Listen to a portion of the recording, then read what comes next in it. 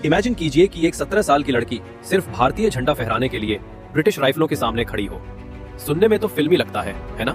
लेकिन ऐसा हुआ है असम में।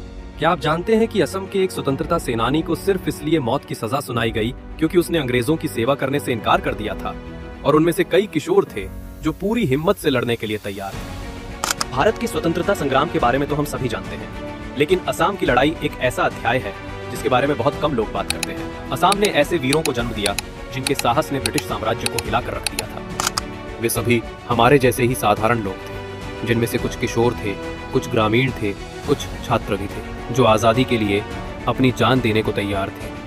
वो बलिदान जिनका जिक्र इतिहास की किताबों में कम ही मिलता है, लेकिन उनके बिना भारत की कहानी अधूरी रह जाती। अब समय आ गया है उनकी आवाज़ों को वापस लाने का। एक बार में एक वीर की कहानी। ये है असम के स्वतंत्रता संग्राम की अनकही कहानियां। भारत के वो वीर जिन्हें दुनिया भूल गई है, लेकिन देश को कभी नहीं भूलना चाहिए। तो आइए जानें उनके बारे में। यदि आप असम के स्वतंत्रता सेनानी का नाम जानते हैं तो उसका नाम कमेंट बॉक्स में लिखें।